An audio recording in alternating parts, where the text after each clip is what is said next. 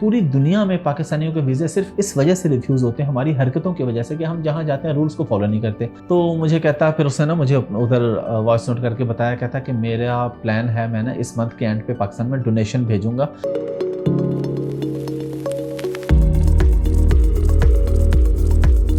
अस्सलाम वालेकुम। मैं इस वक्त इस्तांबुल में मौजूद हूँ, टर्की में। और यहाँ पे पहले ये होता था कि पाकिस्तानियों को बहुत आसानी से वीज़ा मिल जाता था, बहुत ही आसान होता था। खाली पासपोर्ट पे भी आपका कोई और ट्रैवल नहीं भी है, पाकिस्तान की अगर सबसे ज़्यादा रिस्पेक्ट दुनिया में किसी भी मुल्क में होती थी तो वो है, या था, हम कह लें टर्की। अभी भी है, लेकिन अब वो बात नहीं है। एक तो मैं आपको यहाँ से वाक़या शेयर करता हूँ, दूसरा टर्की का वीज़ा अब इतना मुश्किल हो गया पाकिस्तानियों के लिए कि अब पाकिस्तान में नॉर्मली जो एवरेज जो चल रही है वो 100 में से एवरेज 90% वीज़ाज रिफ्यूज़ हो रहे हैं पाकिस्तानियों के। सिर्फ 10% लोगों के लगता है, वो ज़ाहिर है जिनकी प्रोफाइल वगैरह ठीक हो उनको वो आसानी से लग जाता है। एक टाइम था कि बड़ी आसानी से वीज़ा मिलता था। इसकी वजह क्या बनी? यहाँ पे लोग आके क्या करते थे, यहाँ पे लोग आके TRP, टेम्परेरी रेजिडेंस परमिट होता है, वो ले लेते थे, वो भी आसानी से मिल जाता था यहाँ पे। अब अगर आपको विजिट वीज़ा मिल भी जाए तो यहाँ आके अब उसमें बहुत ज़्यादा मुश्किल हो गया। 90% लोगों का वो रिफ्यूज़ हो जाता है यहाँ पे। पाकिस्तानी आके 3-3 महीने का वो ले लेते थे परमिट, उसके बाद फिर आगे उसको एक्सटेंड करवा लिया विदाउट इन्वेस्टमेंट, कुछ भी नहीं, बस थोड़ा बहुत कुछ किया कि जी हमने यहाँ पे ये प्लान है, ये प्लान है, प्लान के तहत उन्होंने वीज़ा ले लिया। अब उस वीज़े पे जॉब अलाउ नहीं होती, यहाँ पे लोगों ने जॉब करना शुरू कर दी। तो हमने इनको इतना ट्रेन कर दिया, यानी हमसे मुराद पाकिस्तानियों ने इनको इतना इनके दिमाग में बिठा दिया कि भाई हमें वीज़ा ना दो, हम ये काम करेंगे आके। पूरी दुनिया में पाकिस्तानियों के वीज़े सिर्फ इस वजह से रिफ्यूज़ होते हैं, हमारी हरकतों की वजह से, कि हम जहाँ जाते हैं रूल्स को फॉलो नहीं करते। जहाँ जाते हैं कोशिश होती है बस इधर ही सेटल हो जाएं और बस जो है वो इसी वीज़े पे बस इधर ही रह पड़ें। भाई अगर आप किसी कंट्री में सेटल होना चाह रहे हैं तो उसका भी एक तरीका कार है, एक इन्वेस्टमेंट प्लान होता है, एजुकेशन प्लान होता है, कोई भी है, आप किसी प्लान के तहत आएँ। विजिट वीज़ा पे लोग आते हैं और यहाँ पे हो जाते हैं। और टर्किश लोग जो पाकिस्तानियों से मोहब्बत करते हैं ना, लेकिन ज़ाहिर है जो हालात हमने इनके कर दिए हैं वो, अब वो मोहब्बत भी एक बंदा कंट्रोल करके करेगा ना। वो इतनी अंधी मोहब्बत तो नहीं ना होती, कि वन साइडेड तो नहीं होती। लव तो भाई दोनों तरफ से होता है ना। अब अगर एक साइड जो है वो सिर्फ चूना लगाने पे हो तो मोहब्बत कितनी देर बरकरार रहेगी। मैं यहाँ पे कल एक टैक्सी वाले के साथ बैठा, अब उसे मेरी ज़बान नहीं आती, मुझे उसकी नहीं आती। मैं मीटअप के लिए जा रहा था, मेरी उससे बातचीत हो रही थी उसमें ऐप के थ्रू ना। वो टर्किश बोलता था, इंग्लिश में लिखा जाता था, मुझे दिखाता था, मैं फिर इंग्लिश में बोलता था, वो टर्किश में उसको सुन लेता था या देख लेता था। तो उसने मुझे कहा कि पाकिस्तान वाटर इतने गुस्से लफ्ज़ आता था, पाकिस्तान वाटर। मैंने कहा हाँ बहुत फ्लड है वो। तो मुझे कहता, फिर उसने ना मुझे उधर वॉइस नोट करके बताया, कहता कि मेरा प्लान है, मैं ना इस मंथ के एंड पे पाकिस्तान में डोनेशन भेजूंगा, चाहे वो थोड़ी सी अमाउंट भी हो।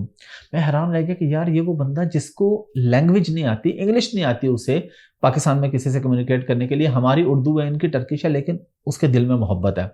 वो कहता है जब वहाँ सैलाब आया, लोग बहुत डूब रहे हैं, स्कूल जो है वो बहुत सारे तबाह हो गए हैं, बच्चे जो हैं बहुत सारे उनकी डेथ हो गई है, बड़े वाक़या हुआ, बड़ा हादसा हुआ। तो उसने कहा कि मेरा प्लान है कि मैं इस मंथ के एंड पे ना अपनी सेविंग्स में से मैं कुछ भेज रहा हूँ। लेकिन हम उसका इनको सिला क्या दे रहे हैं? हम ये सिला दे रहे हैं कि हम लोग यहाँ आते हैं और फिर यहीं कहते हैं जी अब हमने इधर ही रहना है। तो भाई ये चीज़ नहीं होनी चाहिए। ओवरऑल अभी बहुत से और मुल्कों में भी ऐसे मसाइल हो रहे हैं, लेकिन टर्की इतना खूबसूरत मुल्क है, अगर आप घूमने के लिए आते हैं, सस्ता है। हमारा तो खैर यहाँ पे कंपनी के रिलेटेड एक काम था, कंपनी फॉर्मेशन का एक, और साथ मीटअप वगैरह का।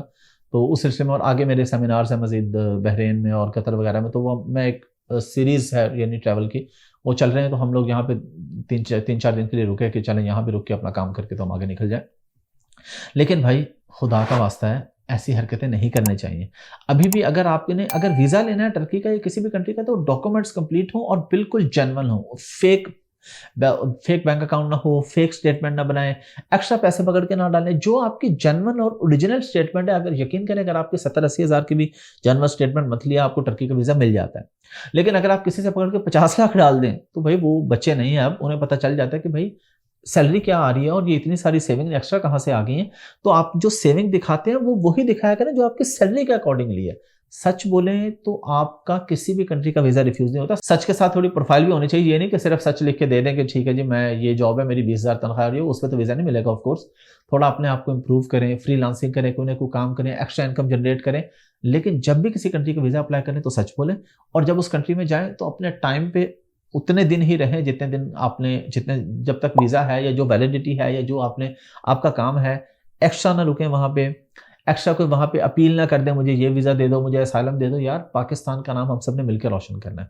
और पाकिस्तान इसलिए दुनिया से पीछे, लोग क्यों पाकिस्तानियों के वीज़े रिफ्यूज़ करते हैं? वो कहते हैं भाई ये आते हैं तो वापस जाने का नाम ही नहीं लेते। भी अगर हम जाएंगे और वापस आने का नाम लेंगे, और ये कैसे होगा?